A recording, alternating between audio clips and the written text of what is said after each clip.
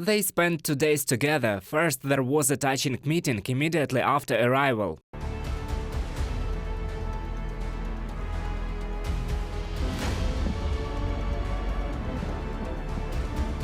Then the official part and statements about the deep historical unity of Beijing and Moscow, to which even a warrant for the arrest of Putin is not a hindrance.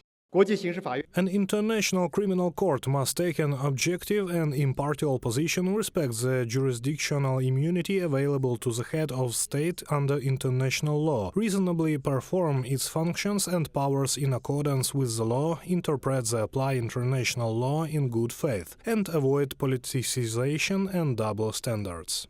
As a result of the visit, China and the Russian Federation signed a document on deepening cooperation, a protocol paper, the meaning of which is to publicly show the existence of agreements. The document, according to media reports, specifically highlights economic and cultural cooperation, although no sooner had the Chinese delegation left Moscow than the world media began to talk about failures during the negotiations. For example, China did not give a clear answer to the proposal to build a new gas pipeline, power of Siberia too.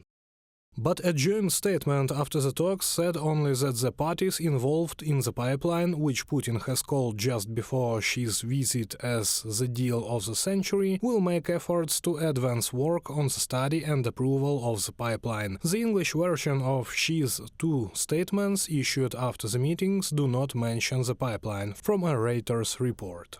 Another important negotiation track is the so-called peace plan for resolving the situation in Ukraine proposed by China. So far, it's being seriously discussed only in Russia. After a personal meeting between Xi Jinping and Putin, the Chinese Foreign Ministry separately expressed its position on Russia's invasion of Ukraine.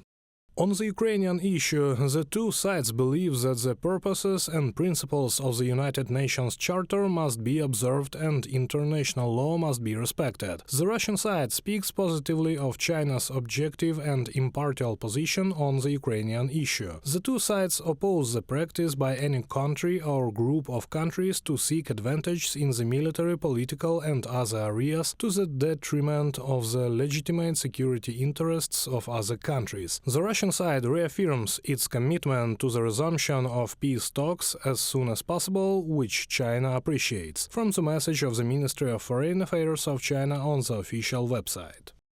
One of the important questions for world leaders, whether China supplies weapons or not, remained unanswered. The New York Times publication, whose authors cite representatives of two Chinese drone companies and US officials, reported that after the start of Russia's full-scale invasion of Ukraine, China sold more than 12 million euros worth of drones to Russia. At the same time, NATO does not see signs that Russia is asking for weapons from China.